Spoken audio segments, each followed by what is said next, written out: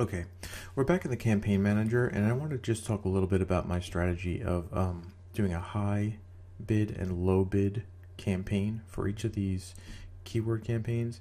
So if you see up top, you'll see best keywords A, meaning product A, my first product. This is the low bid campaign. If I click in here, you'll see that it's set to a default of 75 cents per click. You can go through keywords individually and set it to what you want to, higher or lower, but the default bid will just say, okay, everything in this ad group should be set to 75 cents. And there's 20 keywords in this one. If I go back to the campaign manager and scroll down a little bit, you'll see I also have a best keywords for product A, high bid. The default in this guy is $2, and it's also got more keywords. This particular campaign I have set to my best performing keywords, period.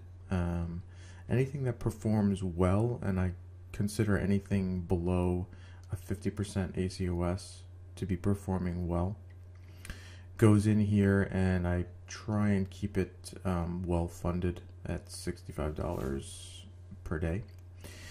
And then you have the low bid. So what this allows me to do is two things. It's allowing me to kind of bookend keywords and see where they perform optimally, meaning if you consider it a trade-off between where you're going to be in the listing, meaning are you going to be at the top of page 1, are you going to be in the middle of page 1, are you going to be off to the side, are you going to be at the bottom of page 1, or are you going to be on page 2, 3, 4.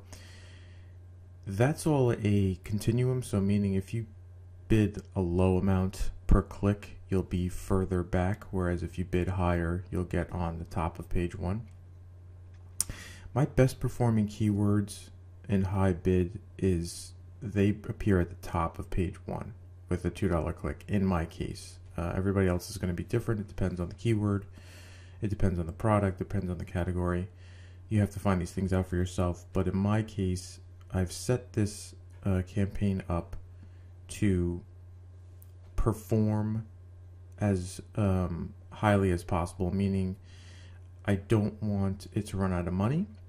I don't want it to show lower than at least page 1, preferably at the top of page 1, because I know these keywords convert for me at a high rate, and the bid is still low enough to give me a low general ACOS. If you see over here, it's combined 36%. So these keywords perform well for me. I want to make sure these are well funded, always appearing, and give these as much attention as possible. And then the goal is to find more and more keywords to place into this campaign. Now the low bid campaign does a few things for me. If you go in and you see some keywords that are performing, maybe they're hitting 80% ACOS or 90% ACOS or something like that, you can try a lower bid. You'll get lower on the page or even on the second or third page, but you may find that at that price, it's going to lower your ACOS. It depends on obviously each keyword, how it's going to run for you, but it's something you can do to check and see if you can get a lower ACOS on that keyword. So it's still a good keyword for you, it's just not quite as good as some of the other ones. The other thing is you're going to find out where along that continuum you can you should place that keyword, meaning if this keyword performs optimally at 80 cents per click, it just I get the most sales, I get a good amount of sales, and it's at a low enough cost per click that my spend is not terrible.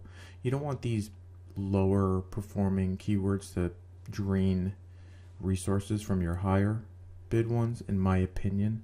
This just seems to be how it's working for me.